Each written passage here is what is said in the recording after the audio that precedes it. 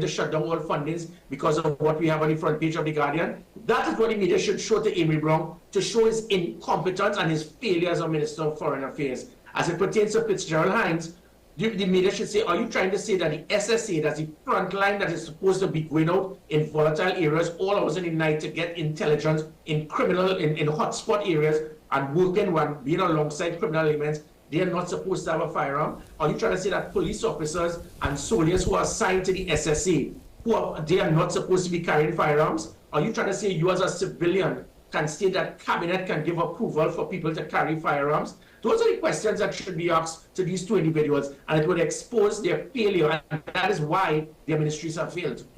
Now, with the time that we have left, Mr. Griffith, I just want to transition to your candidacy for St. Joseph. Like I mentioned, reports in two daily newspapers suggest that, mind you, this is an informal approach, but in their polls, you've had favorable responses thus far. The question is, though, what are your plans for St. Joseph? What do you want to see happening for St. Joseph? What do you plan to do should you actually be successful in your campaign?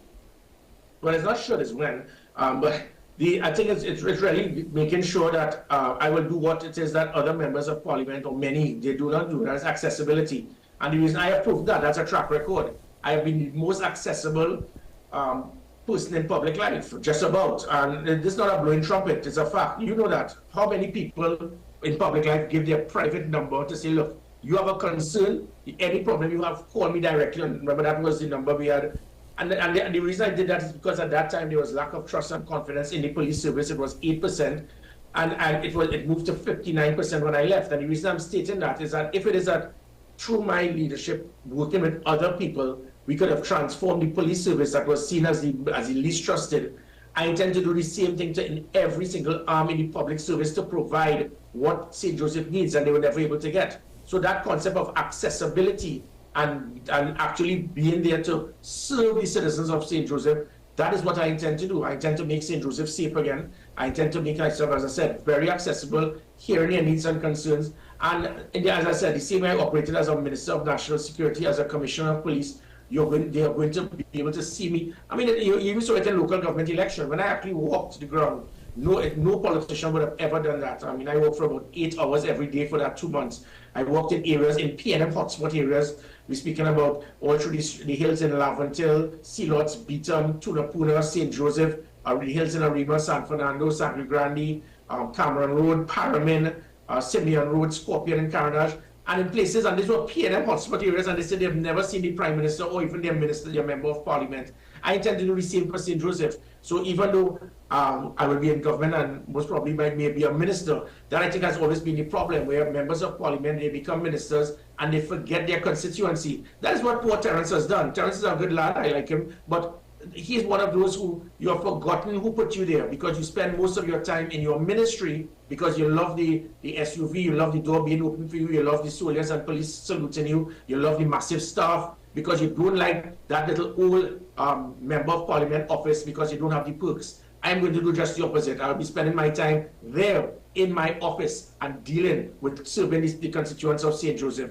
And because of that, as I said, that seat is almost 50-50. And then when you come down with those type of voters who would have been ONR, NAR, COP, NTA, that rich constituency voters join in with another party, it speaks utter defeat for the PNM. And that is why all of this stupidity by Hines and Amory Brown has come about, because they've now lost one, and it's just one left for them to be out of government. Mr. Griffith, unfortunately we are out of time, but thank you very much for joining us on the program this morning and for sharing your clarification on certain investigations and issues. And at this point, we await to see any response on the part, or any further responses on the part of either Minister Amory Brown or Fitzgerald Hines. But thank you very much for your time this morning. My pleasure. Ladies and gentlemen, let's take a break here on the AM Prime. When we return, well, a lot has transpired, but constitutional reform is once more on the books, and there are community cottage meetings taking place. Remember, you can submit your thoughts and suggestions. We'll share all that information with you when we return.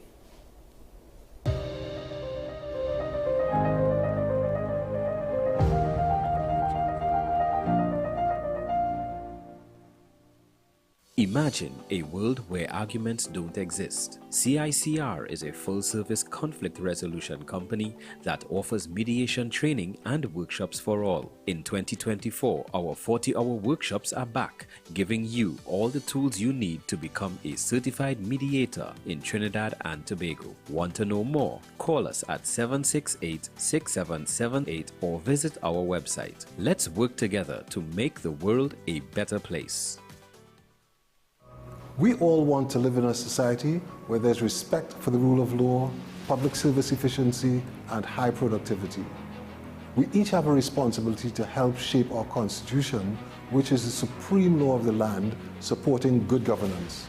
I'm Nigel Edwards, and I urge you to submit views for constitutional reform by April 15th to constitutionalreform2024.gov.tt. It's your future, your constitution, your voice.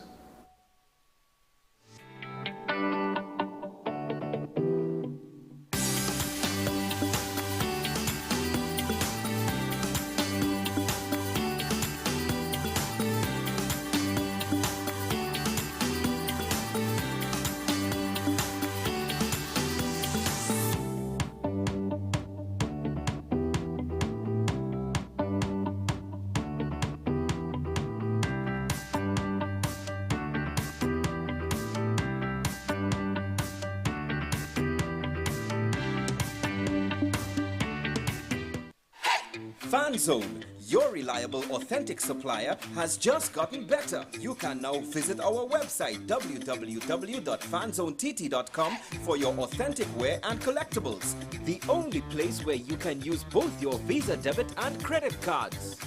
Visit our website fanzonett.com to make your purchase today. We are tackling the hard-hitting topics, some controversial topics, some topics we sweep under the rug. You don't always have to forgive in a relationship for it to move forward. If it is you are in a situation where you forgive the person, but to the detriment of yourself, what are you really doing? It is very uncommon for somebody in the younger age group to have dementia. Atheists don't not believe. Is that I can't disprove God, but you also can't prove God. So we kind of at a stalemate. We'll focus on the woman who's been the victim, right, or the man has been the victim. We exclude the children. Folks are trying to study the underlying brain mechanism to figure out how does this particular disorder happen in the brain? How is the brain processing this? Don't worry about AI. Worry about humans working with AI. Are you willing to learn new skills to stay relevant for the future job market? That's the challenge that people are going to struggle with.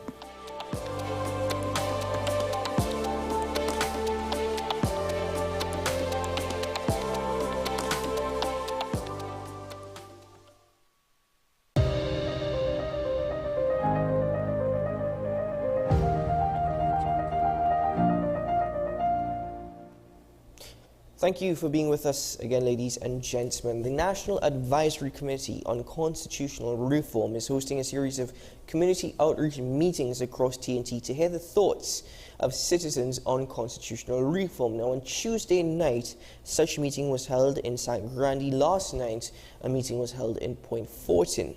Tomorrow night, that is Friday the 5th of April, a meeting will be held under the community of Port of Spain, Diego Martin, at the City Hall Auditorium in Knox Street of Port of Spain. To speak more about constitutional reform, the task of the committee, as well as these outreach programs, I'm joined this morning by Dr. Terence Farrell. He is the former Central Bank Deputy Governor and member of the National Advisory Committee on Constitutional Reform. He joins us virtually. Good morning, Dr. Farrell. Welcome to AM Prime. Good morning, Kitchen.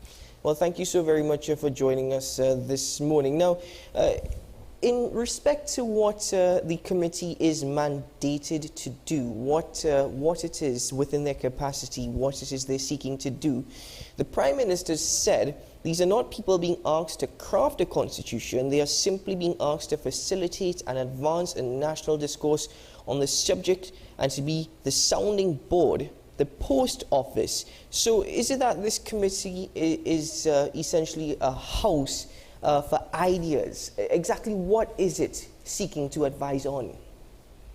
Well, I can tell you what we are not mandated to do, and of course, which we don't have the competence to do, and that is to actually draft the new constitution. We are not doing that. I think several other initiatives, and this actually is the fifth time that the country is attempting to undertake constitutional reform. So if you go back, you had the Wooding Commission in 1972-74. They had a report, but they also actually drafted a constitution. So they had a draft constitution. You had the Hayatali Commission in 1988. They did not draft a constitution because their work was interrupted. And then we had two draft constitutions by the Principles of Fairness Committee. That draft was done, I think, by Tajmul Hossain. And then there was another draft done by Ellis Clark in 2009. The Ramadan Committee, which was set up under the UNC People's Partnership Government, they reported in 2013. They didn't do a draft constitution, but they did do an amendment to the constitution to reflect some of the things that came out of their report. Our committee is not mandated to draft a new constitution. What it is mandated to do is to essentially get the views of the public on reform, get the views of, which we are doing, getting the views of experts in constitutional law, in society, and so on, get submissions from various stakeholders who are part of the Constitution. Out of that, our responsibility is to develop a set of recommendations, and those recommendations will then go to a constitutional convention or conference or whatever you want to call it, which was indicated to be around June, but we are going to be finishing our work towards the end of May, early June. Mm-hmm. Now, in that sense as well, and thank you very much for actually giving a historical background as well. That is important because why do you think now in 2024 that there is a need for constitutional reform? Why is this important for Trinidad and Tobago and the people of Trinidad and Tobago? Well, the reality is that our first constitution, which was the Independence Constitution in 1962, was actually done in a rather hasty kind of fashion. You remember that the Federation basically broke up in 1961, and both Jamaica and Trinidad went very quickly to the United Kingdom in order to gain independence. So there was a very, very quick process to develop that first independence constitution.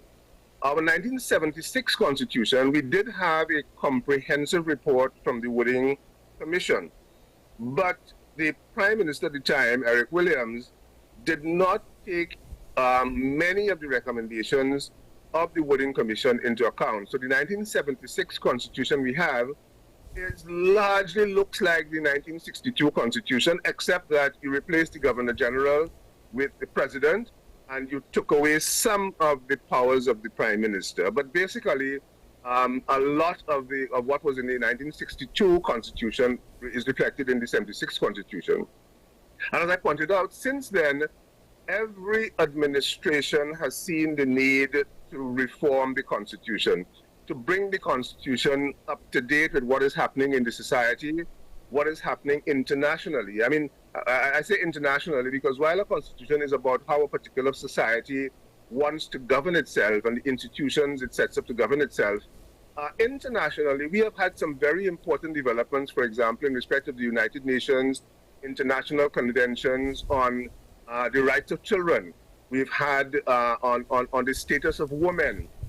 We've had economic, social, cultural rights articulated by the United Nations. And Trinidad and Tobago has signed on to all of those conventions, but many of those things are not reflected in the current constitution. Moreover, we have seen that over the course of the last 50 years, the society has changed significantly, and we have recognized that in many ways it has not changed for the better. We have had increases in crime. We are seeing all kinds of things happening in respect of things like school violence and so on. And these don't presumably reflect us as a people, and therefore we need to have a constitution today that reflects essentially what we are today and what we would like to be, what we aspire to be as a people going forward? What kind of society, what kind of nation do we want our children and our grandchildren to be living in? You've raised some very pertinent points, Dr. Farrell, and going back to what you've expressed with respect to the 1976 efforts and even the efforts under the NAR. Regrettably, we don't have the best history when it comes to constitutional reform. That being said, though you cannot give any promises and the committee cannot give any promises, how is it that you plan to allay any sort of fears that nothing is going to come out of this? Well, let me say, what I've been saying to people is that I think that people's skepticism or even their cynicism about this initiative is not unwarranted, given the history. Although I should point out that some of the previous efforts were interrupted by external factors. So, for example, the Hayat Commission, which was set up in 1988, was interrupted by the 1990 attempted coup. So they never got to complete their work. The Manning draft of 2009 was essentially interrupted by Prime Minister Ben Manning then calling a snap election in 2010. So that process got interrupted. To allay people's fears on this issue, I think what is critical is inserting, if you like, the views of the people coming out of the report that we do and the recommendations that we make, inserting the voice of the people into the process. And this is why this constitutional convention or constituent assembly or conference, whatever you want to call it, it will be very similar to the Queen's Hall Conference, which we actually had in 1962 in crafting the independence constitution. That process is going to be a popular process. Hopefully, it is going to involve all stakeholders in the country, political parties, civil society organizations, NGOs, business groups, trade unions, and so on, broadly representative, and people can then articulate their views on the recommendations.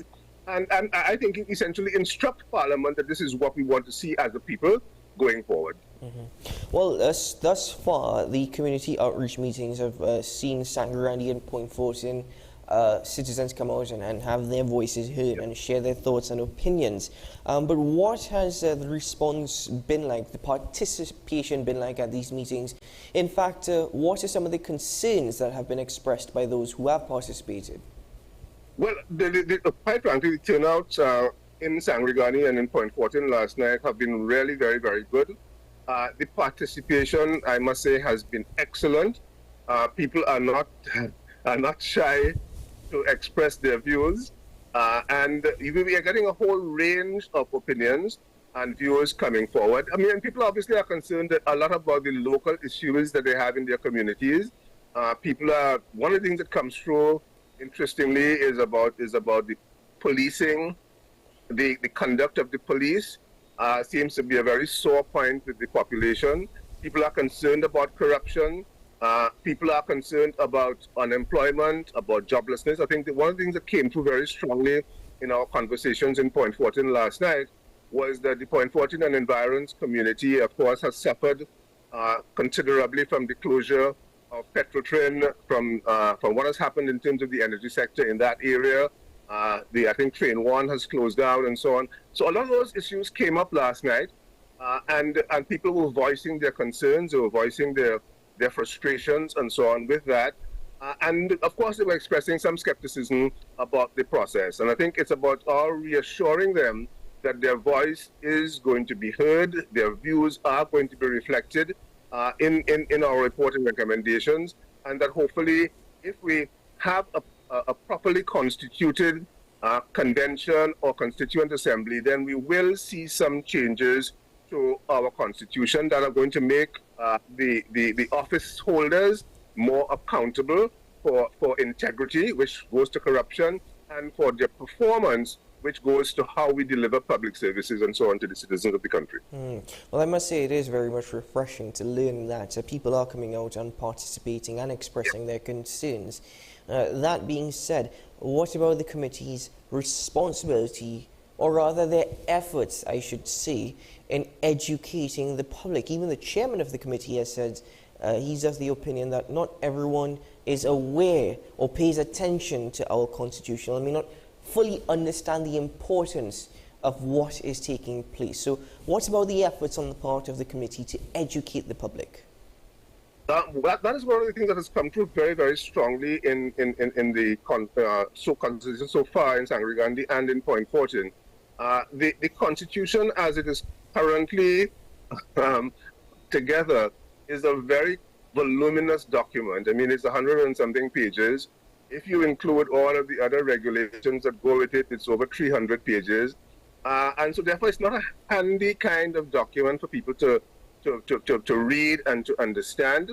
And one of the things that is coming through to us very clearly from at least just these first two consultations is that we need at the end of the process to be able to summarize the key aspects of the new constitution that we get in a form that is very accessible to the man in the street, to reduce it to a kind of a booklet that is very simply expressed, that people can understand. And one of the models that I think that we could perhaps use is in Canada, while their constitution is, of course, just like ours, is large and voluminous, they have reduced it, particularly on the question of rights, to a very simple, accessible document, which I think is something that I think we are probably almost certainly going to recommend that we do in respect to whatever new constitution that we come up with in May, June. Well, finally, Dr. Farrell, and again, thank you so much for joining us this morning. But there is a public forum to be held tomorrow night under the community of Port of Spain, Diego Martin. Who from the committee thus far is planning to attend this meeting? Well, I think for the last couple of meetings, the chairman, myself, member Winston Rudder, member Ray Sandy have all been there. I think we will also be there tomorrow night in Port of Spain, and I think we are going to be joined by Heyman Narayan Singh, who is another member of the committee. She will join us in the Port of Spain town hall tomorrow. I'm not sure about the other two members, that is Jackie Sampson, Miguel, and here Helen Drayton, both of whom have had some challenges in the terms of attending the meetings that we had in Sangre Grande and Point Fortune, but they will certainly be present with us in terms of the other meetings. We have one carded for Rio Claro on Monday, and we have Tobago East, which is going to be in Bell Garden on next week, Thursday. So those next week will be in Rio Claro on Monday, and we will be in Bell Garden in Tobago on Thursday. Well, Dr. Farrell, thank you so much for joining us on the program this morning, and we certainly look forward to continued participation on the part of the public as they have the opportunity to come out and have their voices heard and express their thoughts currently as to what is taking place and what they hope to see being done. So best of luck to you as you continue your hard work as part of the committee, and best of luck to the other members on the committee. Thank you very much, Mr. Shaw. Thank you. Thank you very much. All the very best. Ladies and gentlemen, as Dr. Farrell mentioned, the participation thus far has been good, and we encourage you to continue to share your thoughts and opinions. You can send your submissions by April 15th to the email address naccr.secretariat, that is secretariat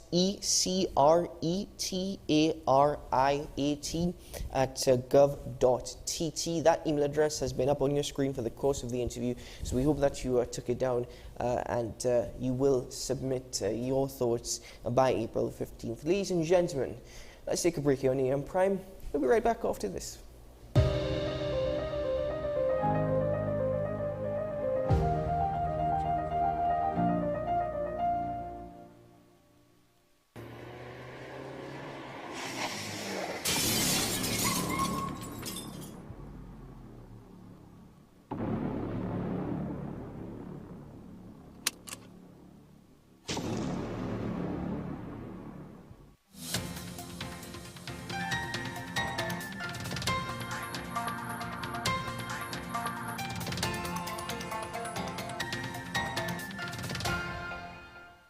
Here is the WE. Only the utility sector, but particularly the water sector, because we have quite a lot of achievements over the last year, and we're looking forward to an exciting year further improvements. Certainly, indeed. Well, this is more or less a follow-up from our last conversation, which was about 3.5 months ago, when we spoke about the plans for 2024. And a couple of weeks ago, you announced the approval of a $160 million water plan with the intention to provide 90% of TNT with a reliable water supply by 2025. Yes. So let's speak about what you've achieved thus far in 2024 and how it is that you plan on going about to achieve this by 2025, the components of this $160 million water plan. Thank you very much for that. Now, 3 years ago, the coverage of the citizenry that had access to 24/7 water was 32%. The remainder of the population, some parts were enjoying 24/6, 24/5. Those are levels of service or class of service, as WASA would refer to them, 3 times a week, twice per week, once per week. And then you have a lot of communities that we call, or that are located on the extremities of the distribution system. You're getting water once every 9 days or once every 18 days. That's a very vicious cycle. So only 32% of the population was getting 24/7 supply of water on a normal circumstances. And we were able to commence a number of interventions in several communities that had their unique challenges. Some of the challenges would have been as a result of lack of pressures to get the water up to a high elevation. We constructed over 20 booster stations across the country. A number of those communities never had access to pipe-borne supply of water. We constructed a number of pipelines to get water to some of these communities, especially rural communities. We constructed 2 water treatment plants in Lopino and in Paramin, increasing water production to this level to some of these communities. And we did some network optimization under our community water improvement program. 72 projects were successfully completed in record time, 3 years. And as a result of that, we were able to increase the 24/7 level of coverage from 32% to 61%. Last year, we commissioned a number of production wells. So in the Freeport area, 23,000 people had access. Their level of service was once every 9 days. We commissioned 3 new wells in that Freeport area. It increased water production by 1 million gallons going into that Freeport water treatment plant. We upgraded the water treatment plant in Freeport, and as a result of that, the 23,000 people that had a vicious 1 in 9 water cycle moved to 24/3, 24/4. A number of them moved to close to 24/7, the closer the community is located to the plant. So, and then we commissioned a number of wells in other areas. Our WASA's well production program has been very, very successful. Why it has been successful? Because we are targeting communities that are regarded as unserved or underserved, meaning communities that have a water supply schedule of 24/3 and below. So we did not conduct programs or implemented programs in communities that already have a reliable supply of water. And those communities, you don't hear complaints. You tend to hear complaints from communities that get water under 24/3, 24/2 to 1 in 9. Those are the communities that we targeted to do these interventions, and we have seen tremendous improvements. As a result of that, the Prime Minister was so impressed about these interventions. We have decided, the Cabinet has decided, that we're going to put $160 million. Those projects I told you about, 70-something projects, I was getting like $25 million at the start of the financial year. In the midterm review, the Ministry of Finance will look at the progress of these projects and say, okay, it's going well, let's get them another $25 million. And we were executing these projects quietly with just $25 million allocation, maximizing limited financial resources. And so successful that we've been, despite all of the challenges and the cultural issues inside of WASA, so successful we have been that the government has said, listen, this project, this program is a very successful program, bringing water to communities that struggled for a reliable supply of water. Let us now allocate $165 million to allow the Ministry of Public Utilities and the Water and Sewage Authority to undertake projects in other areas that we're having problems. So let me give you an example. In the Cedros Granville area, that area has been suffering for water for decades. So far, we brought a new well into production. In a month's time, a new water well will also come into production. We completed 2 major pipeline projects in record time, and water is now entering the extremities of the Cedros area. In Mayaro, we have commenced 3 wells, commenced drilling 3 wells. One of the wells is showing great signs, will come into production perhaps in a month's time, and we are hoping that the 2 other wells will continue to show great signs. So the Mayaro area is targeted. In the Palo Seco Bennett area, that is somewhere in close to Point 14, La Brea area. Another area that suffered for decades without water. Just last night we had a successful community meeting, and that area we have targeted for the construction or the drilling of 10 wells under this program. So we've started the tender cycle, Keaton. In the first phase, 14 production wells, 10 in Palo Seco region, Bennett, some in Wallerfield, other in Valencia, and 2 in the Aruca area. That's under this $160 million program. Under the IDB program, because in addition to the $160 million TT, we are also operating an $80 million IDB loan program. So that's $80 million US? $80 million US. Right. Very, very important. A number of components to that loan, but the IDB, under the IDB program, we have identified 6 wells for drilling.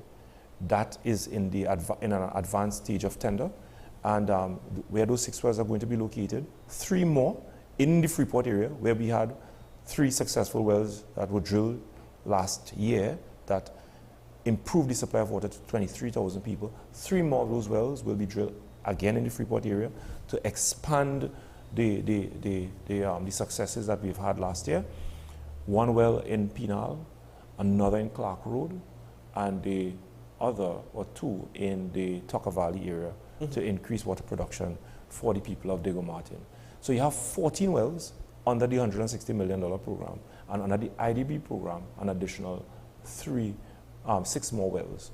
So this year, we are seeing a well development program for 20-something wells.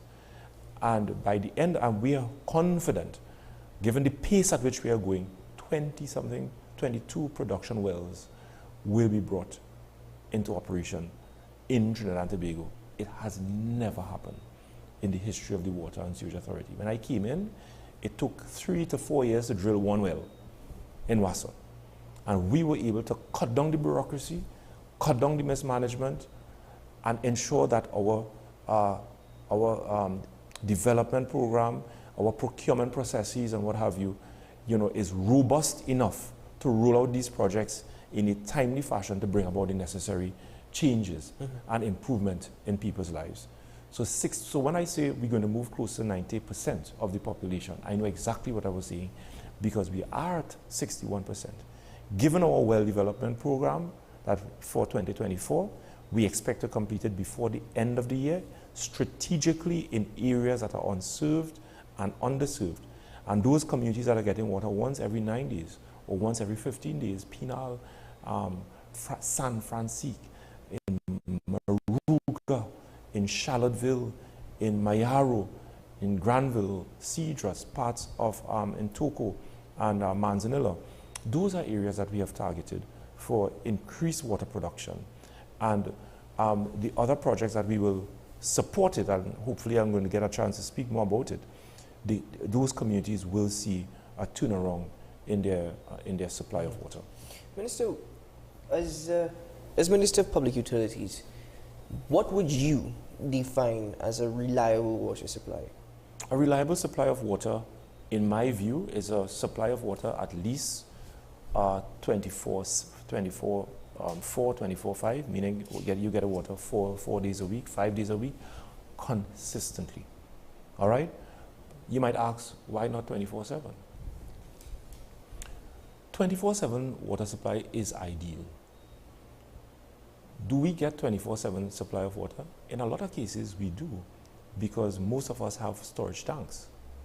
So whilst the water may not be in the tap from the distribution system in Wassa, on our scheduled days, we store water, most of us store water for the days we don't have a scheduled supply from our taps.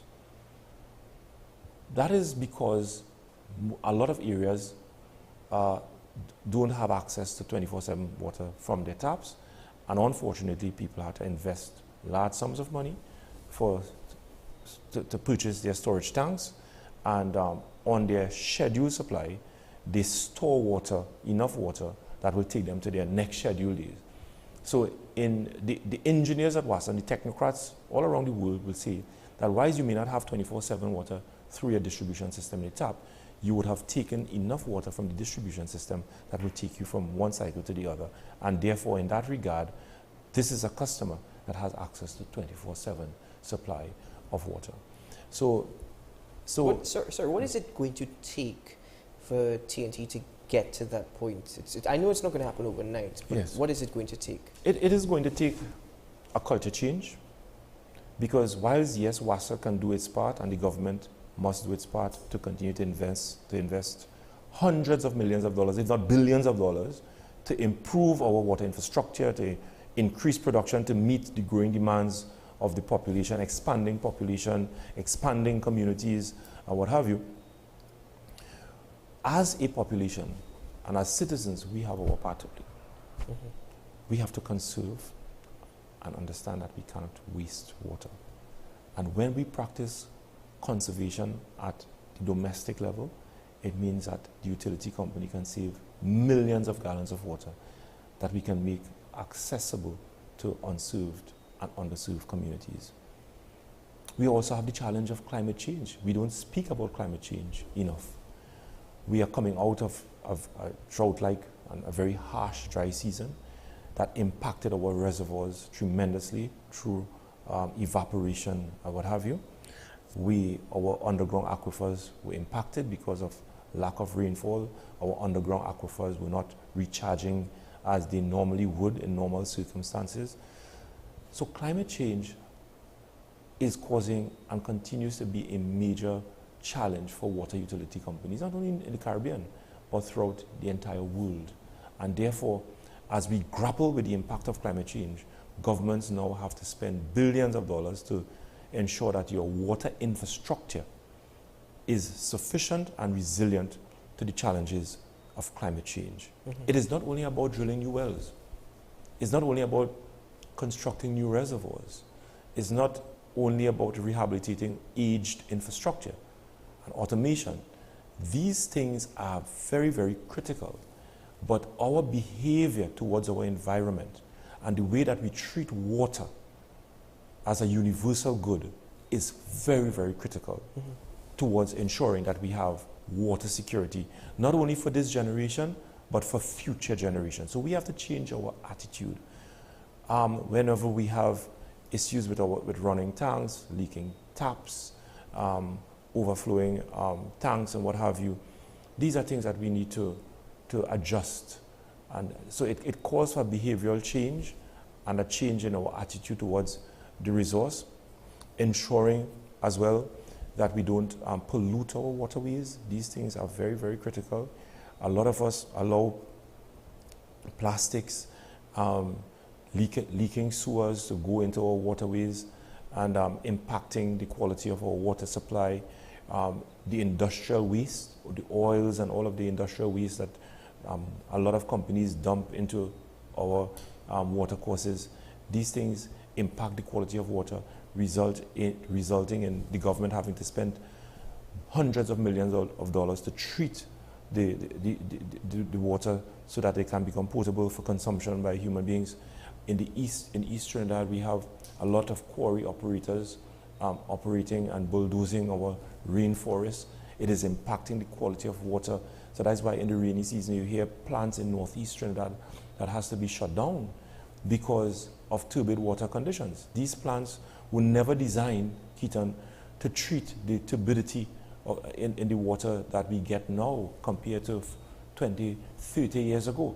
Because we are destroying our rainforests, because we are impacting our environment in a very negative way, our water quality is being compromised. And as a result, we either have to spend a lot more water, a lot more money to upgrade the infrastructure, or treat the water, or shut down the plant to allow the water to clear up before it is safe again to start pumping the water. Raised many pertinent points, but under your purview as Minister of Public Utilities, one of the major issues as well, I mean, you've spoken about it as well, is the aging infrastructure. Yes. I believe that you, up to last year at the conference held at Hyde, you mentioned, is it a 700-kilometer aging pipeline? Yeah. So the infrastructure is aging as well. And you just mentioned this as well. These water treatment plants 20, 30 years ago were not designed to deal with these issues. So what about dealing with the existing infrastructure? And, you know, the $80 million US, $45 million US is going to be spent on upgrading our age infrastructure. Very unfortunate, I must say, because you would expect getting access to $80 million US, a lot of that money will be spent on drilling more wells, not only 6 wells, or constructing new water treatment plants, or doing a new reservoir. We haven't constructed a reservoir in Trinidad and Tobago perhaps since the 1970s or the 1980s. This country has grown in population size exponentially over the years, and we have not constructed a new. Most of our reservoirs were constructed in the 1970s or the 1940s. You know, very, very long time. Given the expanse of our population, we should have been constructing more reservoirs to meet the demands of the national population. So coming back to the point that you made, $45 million or nearly $50 million from my recollection, it's about $45 million US will be spent on upgrading the Guanapo water treatment plant. Major upgrades to Guanapo water treatment plant, and old water treatment plant located in Guanapo in East Trinidad, supplying most of the areas in Arima, Santa Rosa, and surrounding areas with water. A lot of that money going to be spent on upgrading that plant. A lot of money going to be spent on North Oropouche water treatment plant, another old plant, maybe 40 years old, going to be upgraded. The Freeport water treatment plant was constructed, I think, in the 1970s. Is also due to be upgraded under this program. The Navep water treatment plant, Hillsborough, Maraval water treatment plants. All of those old plants are going to be upgraded under this IDB program, and the Chatham in Point Fortin. All of them will be restored to their design capacity of water production because they have not been rehabilitated or refurbished over the years. These plants are now producing water below their designed capacity. So you have expanding population over the years, growing communities all over, and your water treatment plants are not being upgraded to meet with the growing demands of the population. They are actually falling in production because you're not upgrading them. Under this IDB program, unfortunately, I now have to bring those plants up to their design capacity so that they can provide the people of Trinidad and Tobago with a reliable supply of water for the next 10 to 15 years. And spending half of that... it is very, in my view, Keithan, I think it is very unfortunate where half of that money is being spent on upgrading old water treatment plant. Under this program, I'm only constructing 2 new water treatment plants. One in Goldsboro in Tobago that is going to produce with a design capacity of about 2 million gallons of water, and the other in Santa Cruz with a design capacity of 4 million gallons of water per day. So 2 new water treatment plants in Santa Cruz and the other in Goldsboro. Most of the money, a lot of the money going to be spent on age infrastructure pipelines in some areas, and aging infrastructure pipelines, and upgrading old water treatment plant. And another component is going to be spent on non-revenue water in terms of SCADA technology, automating a lot of our booster stations so that they will not be manually operated and what have you. So that is, in a nutshell, what the IDB program is designed to do. So, and you intend to complete all these programs hopefully by 2025? Oh yeah. And this we are on course. This is also in conjunction with the restructuring, and yes, a major restructuring of the Water and Sewage Authority. So how are you balancing this? Because it's been suggested that 200 positions, managerial positions... It is a lot to balance, because you are managing all of these projects and programs on the IDB, the $160 million that the government put again to roll out all of these projects to improve the supply of water. But while you do that, if you don't fix the management of WASA, then the government's investment to improve the supply of water the country will not experience the benefit of it because of mismanagement within the organization. So the government has indicated that one of the key components of the transformation of WASA is to restructure the management of WASA. The Cabinet Subcommittee report that was laid in Parliament in 2021 identified management as a serious cancer impacting the operations of the Water and Sewage Authority. You have a management with 8 levels. There's no company around the world with a management level of 8. So that's the reason why it would have taken 3 or 4 years to drill one well in WASA in the past, because of this convoluted management structure within the organization. So if the government the government is intent on ensuring that the billions of dollars that we are now spending, or the hundreds of millions of dollars that we are now spending to improve the supply of water for the population, to the people of Trinidad and Tobago, that must be supported with the transformation of WASA, ensuring that we have a management system that will ensure that we get good spend for the money that we are putting forward. So the restructuring process of the management is well on the way. I'm hoping that the Human Resource Advisory Committee approves the recommended compensation package for the new executive.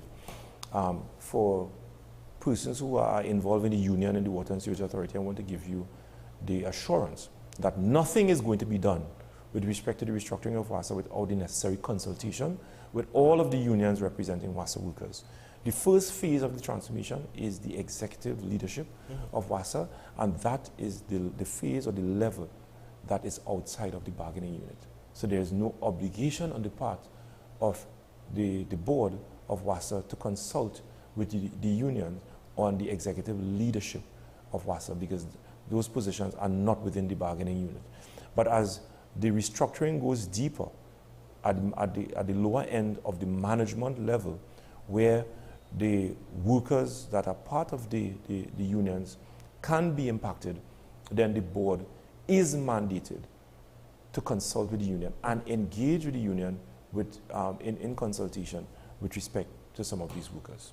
So in concluding, Honourable Minister, at the end of this project, at the end of the intended projects and the ongoing projects, we could hopefully see 90% of TNT facing a 24-5, 24-4?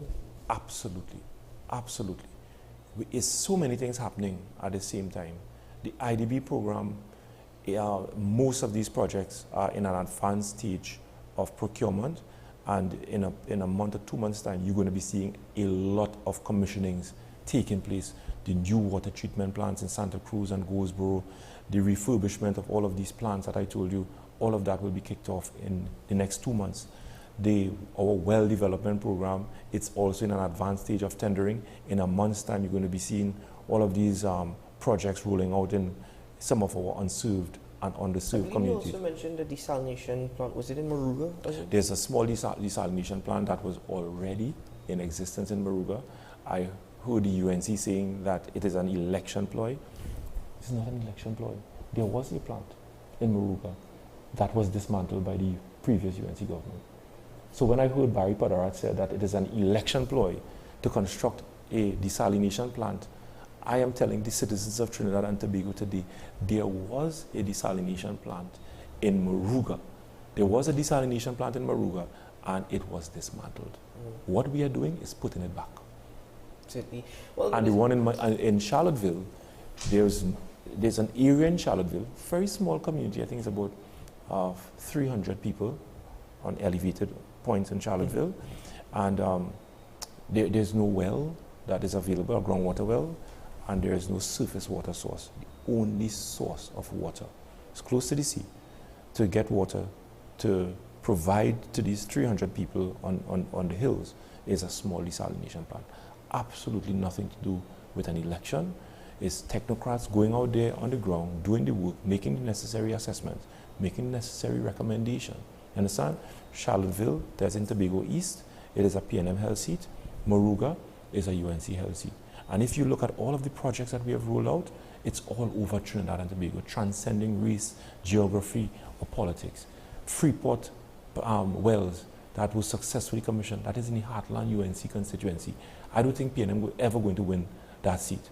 So to say that we are putting a water treatment plant in Moruga and in Charlottesville because of politics, I think that is very unfortunate. Well, Minister, we're going to have to end it there, but thank you very much. Unfortunately. But thank you very much. 2 weeks I can come back.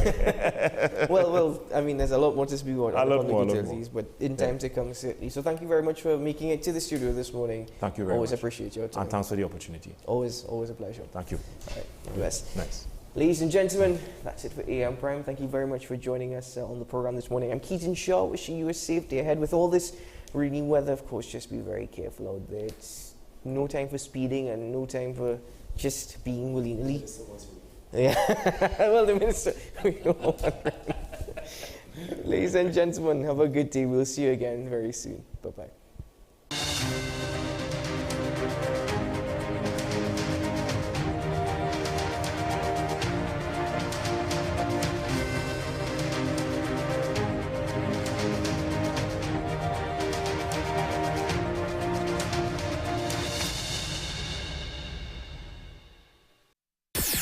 WESN.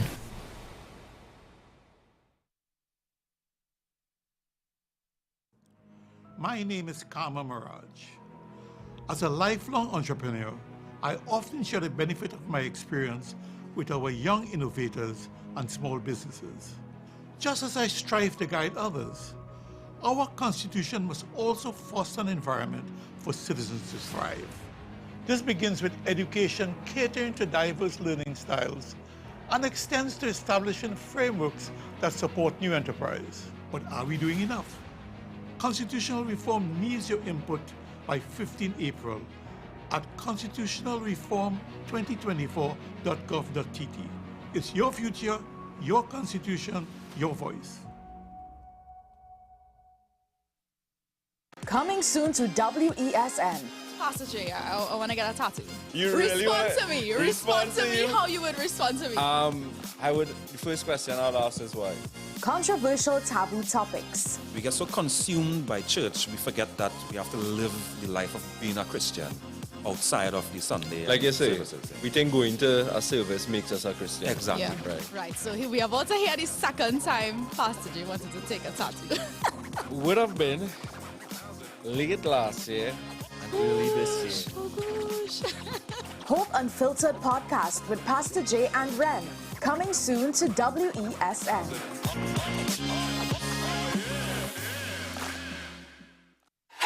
FanZone, your reliable, authentic supplier, has just gotten better. You can now visit our website www.fanzonett.com for your authentic wear and collectibles. The only place where you can use both your Visa debit and credit cards. Visit our website fanzonett.com to make your purchase today. Take some time for yourself or spend some time with the family at Sandy Point Village Hotel. Enjoy our various studio and suite apartments, self-contained with their own kitchenettes and Wi-Fi. We also have our famous 100-foot swimming pool and our beachfront restaurant, The Steak and Lobster Grill. And our location in Crown Point puts us near the center of activity from the nylon pool to the local nightlife. Call us and make your reservations at 639-8533, 389-2378 or email us at sandypointvillagehotel@gmail.com.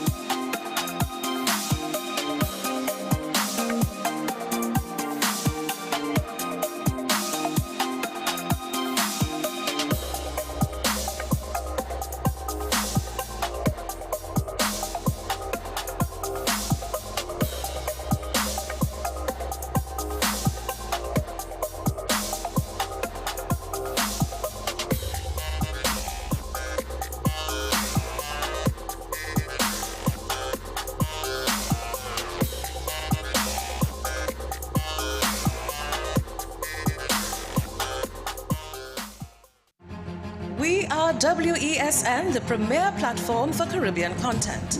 WESN, covering West, East, South, and North. WESN, we entertainment, sports, and news. WESN, available on Greendot 7, Amplia 118, Airlink 17, Bmobile 107, Digicel 21, ICNTT 105, and Flow 110. Connect with us at WESNCC or stream online at www.wesncc.com. WESN, your premier platform for Caribbean content.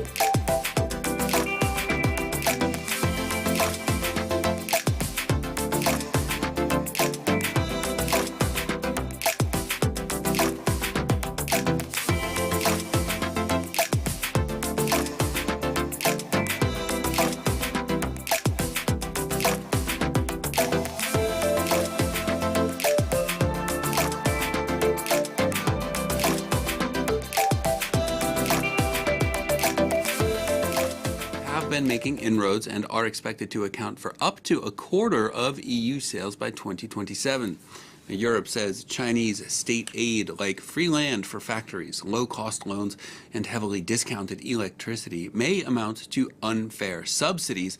The U.S. already has import tariffs of 27.5% on Chinese EVs. Brussels now considering raising its import duties from 10% up to 15%. Commerce Minister Wang Wantao says accusations of unfair state aid are groundless. Here he is.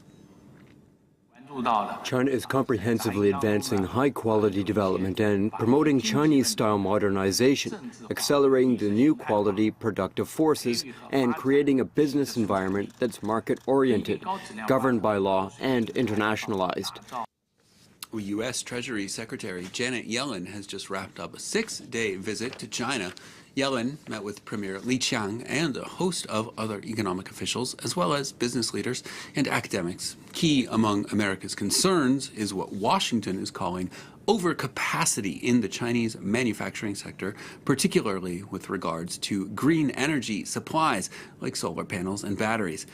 U.S. officials worry that a major demand slump in China's domestic economy is pushing Beijing to lean on exports, flooding the global market with cheap supplies and hurting efforts to build up the West's own nascent green energy manufacturing sector. Yellen pressing that case with Li and China's central bank governor, saying Washington has not ruled out new tariffs on Chinese green energy exports. Here's Janet Yellen. Over a decade ago, massive PRC government support led to below-cost Chinese steel that flooded the global market and decimated industries across the world and in the United States. I've made clear that President Biden and I will not accept that reality again. Understanding each other's macroeconomic situations and policy intentions can contribute to further progress in working toward a healthy economic relationship with a level playing field that benefits firms and workers in both our countries and the global economy. Let's get a check-in on the day's trading action now. European indexes trending higher as investors look ahead to the next European Central Bank meeting on Thursday. As a hotter than expected U.S. jobs report last week complicates the picture for a possible interest rate cut from the U.S. Federal Reserve. Meanwhile, embattled French IT firm Atos has gained some 23% today on news of a potential rescue plan involving Paris-based Butler Industries. Atos, though, has lost 66% of its market value this year amid a major cash crunch. The CAC 40 here in Paris up around 0.2% at midday. And finally, for business, Elon Musk says he will reactivate accounts on X, formerly Twitter, that had been ordered blocked by Brazilian Supreme Court Justice Alexandre de Moraes. Moraes is investigating what he calls digital militias spreading disinformation and hate speech in the support of former far-right President Jair Bolsonaro. He's now added Musk to the list of targets in his investigation. Elon Musk is calling for the resignation or removal of a Brazilian Supreme Court justice, launching a series of attacks on his social media platform X. This judge has brazenly and repeatedly betrayed the Constitution and the people of Brazil. He should resign or be impeached. Musk accused Alexandre de Moraes of censorship for blocking accounts suspected of spreading disinformation, claiming it is unconstitutional and saying the platform will reactivate the accounts. Judge de Moraes responded, calling on X not to disobey any court orders and not to disrespect Brazil's sovereignty, warning that each reactivated account would lead to a fine equivalent to 18,000 euros per day. He added Musk will be investigated for alleged intentional criminal instrumentalization of X.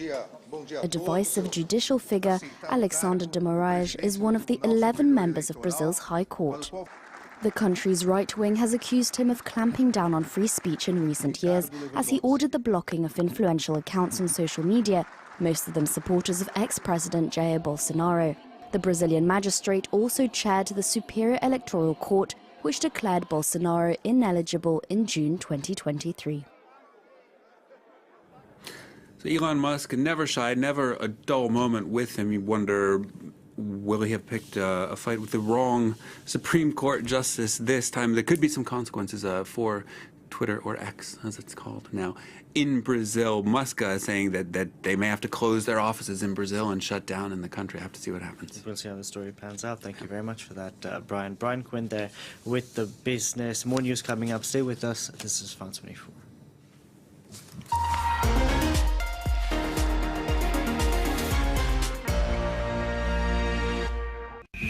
UNRWA, the UN agency that manages the daily lives of nearly 6 million Palestinians, is at the heart of a global storm. Israel accuses 12 agency employees of having taken part in the deadly Hamas attacks on October the 7th.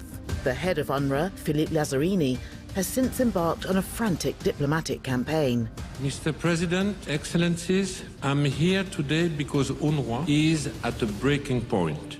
The main donor states have turned their backs, and the agency's social and educational missions are in jeopardy. Watch Philippe Lazzarini, 30 Days to Save UNRWA, on France 24 and France24.com.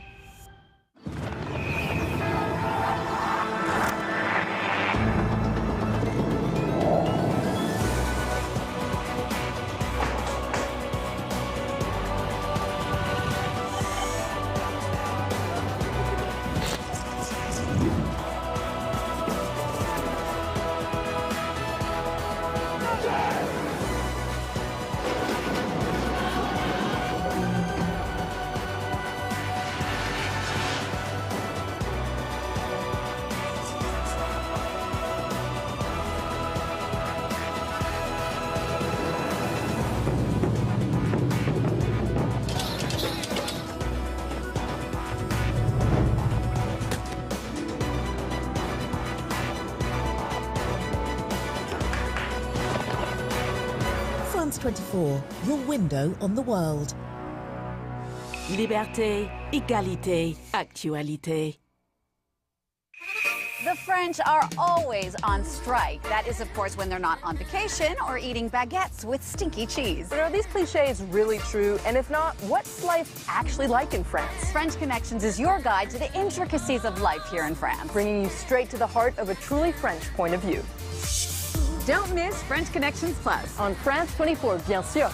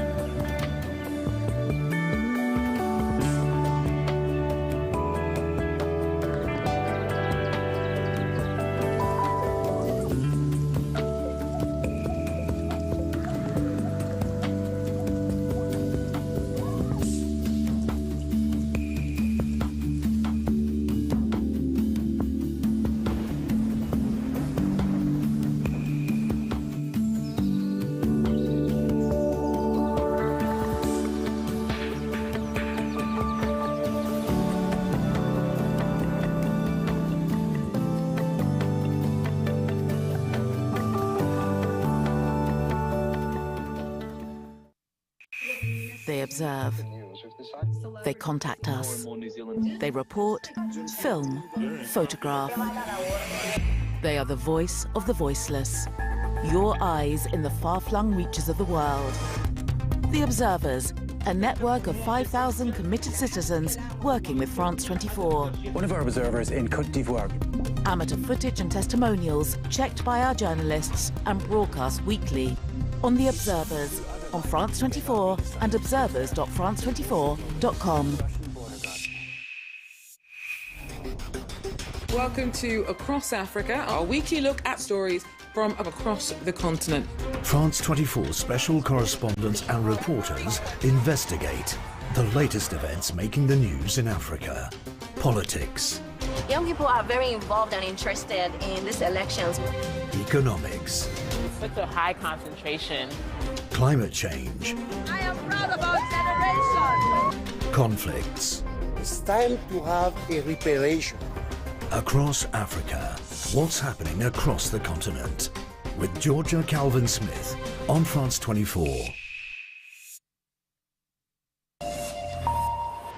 Welcome back to France 24. I'm Delon D'Souza and this is Paris Direct. The headlines this hour. Conflicting reports emerge out of ceasefire talks in Cairo. This as Israeli troops withdraw from Khan Yunis as the focus shifts towards Gaza's southern city of Rafah. The Kremlin calls Ukrainian attacks on the Zaporizhzhia nuclear power plant dangerous, but Kyiv denies it's behind the attacks. And millions in North America gear up for a total solar eclipse. The moon expected to block the sun for over 4 minutes this Monday. Also coming up in this hour of the program, French and British troops swap places at the Élysée Palace and outside Buckingham Palace in London, Paris, and the British capital, marking 120 years since the Entente Cordiale was signed. Stay with us.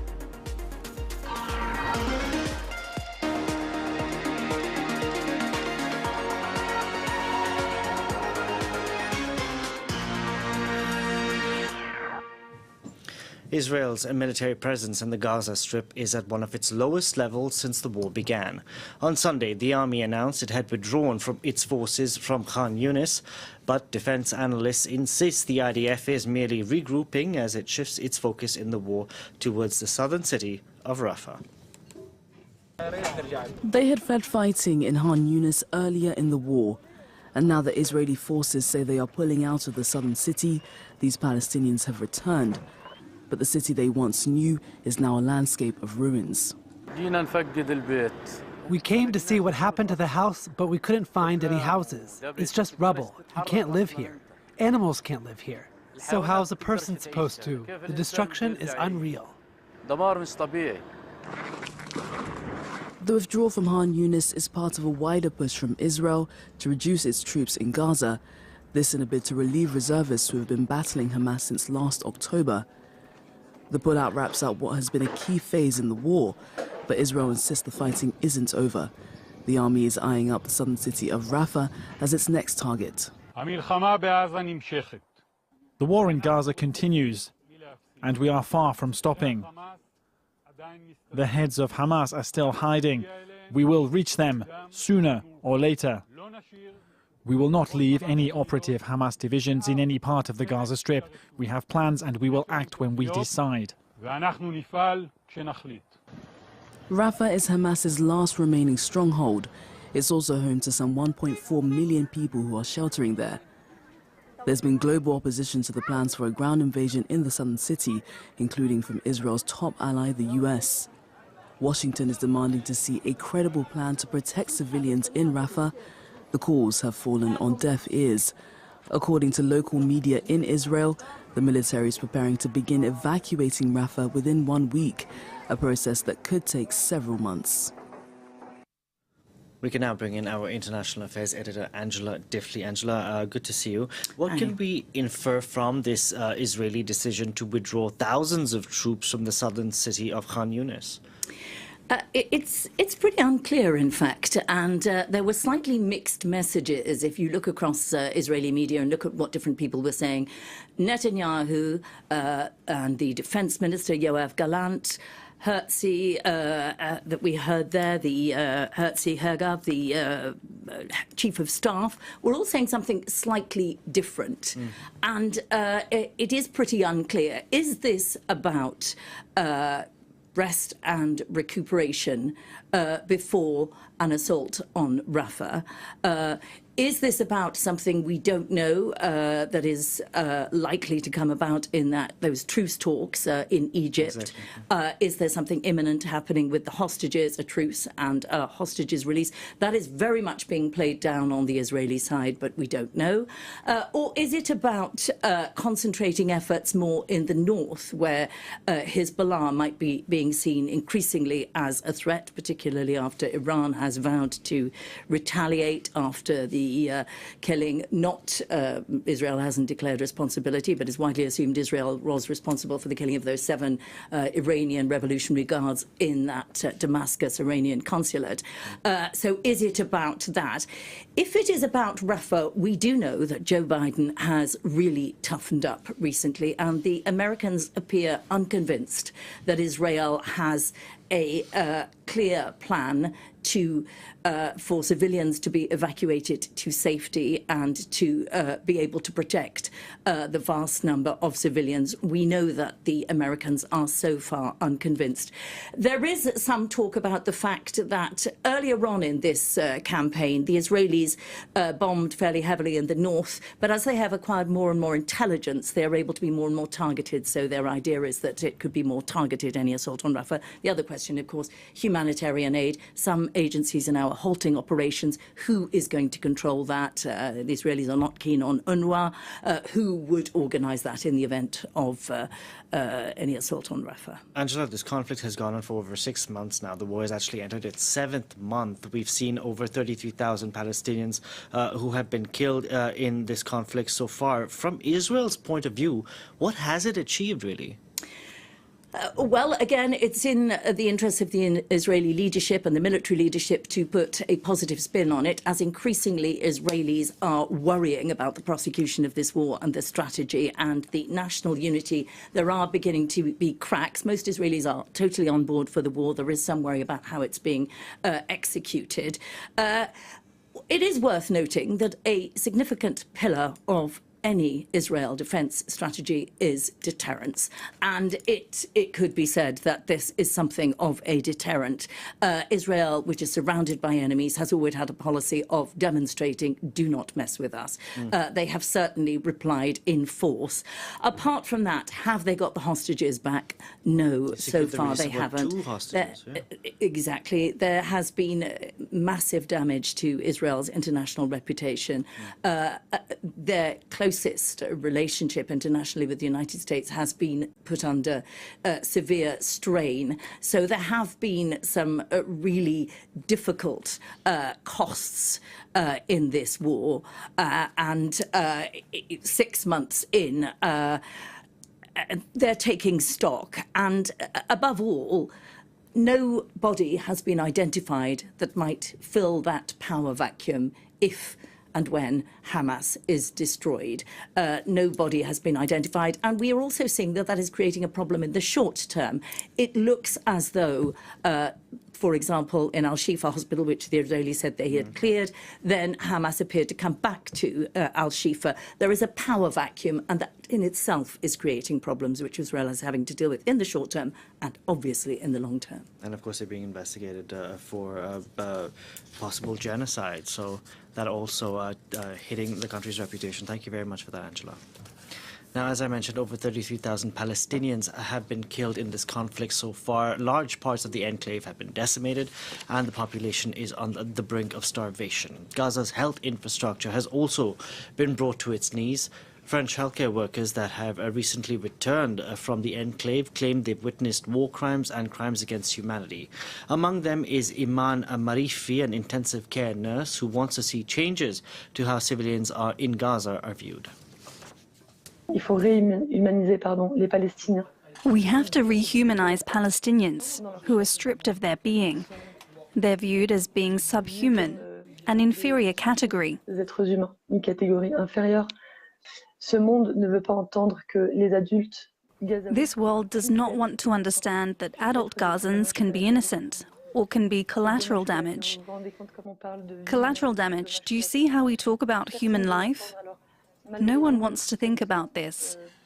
Sadly, we focus our testimonials on children because, as I said at the National Assembly, one can't doubt the innocence of a child. À l'Assemblée nationale, on ne peut pas douter de l'innocence d'un enfant. C'est une génération d'handicapés. It's a generation of disabled people that's being created. Even more, it's a generation of people who are going to suffer from post-traumatic stress and anxiety. I think they'll have very severe issues. What's happening over there is a psychological, psycho-emotional, humanitarian and human catastrophe. Humanitaire, humaine. Now, Russian authorities are claiming Ukraine struck the Zaporizhzhia nuclear power station 3 times on Sunday. Moscow calling on the West to respond, though officials in Kyiv say they aren't behind the attacks. The facility has been in Russian control since 2022, and according to the IAEA, it's the first time the plant has been directly struck in nearly 18 months. Matthew Mary Carouchet reports. Russian officials at the Moscow-controlled Zaporizhzhia nuclear power plant in Ukraine accused Kyiv of using drones to attack one of its reactors on Sunday. Ukraine, however, denied responsibility, with its intelligence agency saying the strikes may have been the work of the Russians themselves. The International Atomic Energy Agency confirmed that there were at least 3 direct hits against the main reactor containment structures. The agency said this attack did not cause critical damage and the surrounding radiation levels remain unchanged. Nonetheless, its chief warned that nuclear targets should remain off limits. As I said before the UN Security Council and the IAEA Board of Governors, no one can conceivably benefit or get any military or political advantage from attacks against nuclear facilities. This is a no-go.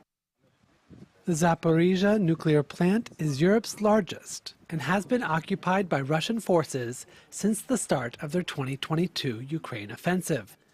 It remains at the front lines as the Ukraine-controlled city of Zaporizhzhia experiences regular bombing by the Russian military. Although its 6 reactors have been shut down for months, the plant still requires power and staff to operate its critical cooling systems. Now, heavy flooding in Russia caused by rising water levels in the Ural River have damaged over 10,000 homes. The government declared a federal emergency on Sunday and say they expect the peak of the flood to hit on Tuesday and for the situation to stabilize post the 20th of April. Russia's top diplomat is in China for a 2-day visit. Sergei Lavrov holding talks with his counterpart in the capital, Beijing. The pair are expected to discuss bilateral ties as well as the current ongoing conflicts in the Middle East as well as in Ukraine. Lavrov's trip comes ahead of a planned visit by Russian President Vladimir Putin scheduled for Beijing in May. For more on the story, here's Yana Lee reporting. Just last week, Sergei Lavrov described Beijing's peace plan as the most reasonable one so far, and a reminder that the 12-point position paper was published back in February 2023, and it called for rather vague actions such as ceasing hostilities and resuming peace talks. And at this stage, Russia's idea of a ceasefire is to freeze the war and the soldiers in their current positions, whilst Ukraine wants every last Russian soldier out of its territory. And that just shows you how easy it could be to agree with some of Beijing's peace plan. Another point, though, in its document was the rejection of unilateral sanctions. Moscow has been cornered by Western-led sanctions and would wholeheartedly agree with anybody who tries to criticize them. Chinese support, though, hasn't just been with words. There have been multiple reports of Chinese companies selling spare parts, technology, vehicles, and funneling them through Hong Kong, Turkey, Central Asia, etc. And these items are potentially being used in in Russia's war effort. And though Beijing has not crossed what the EU would call a red line, that is to say directly selling weapons to Moscow, these economic ties surely help warm their relationship in these times. And finally, Sergei Lavrov's visit is also an opportunity to lay the groundwork for a potential presidential summit. There are reports that suggest that President Putin could be here in Beijing as early as next month, which would make China his first foreign visit since his re-election. Yana Lee reporting there for us from Beijing. Now, millions of people across North America will be able to catch a glimpse of the moon blocking the sun this Monday. The total solar eclipse will take place just after 6:30 p.m. GMT and is expected to last over 4 minutes. Experts are advising viewers to wear protective solar glasses to prevent eye damage when looking at the sun. Antonio Kerrigan filed this report.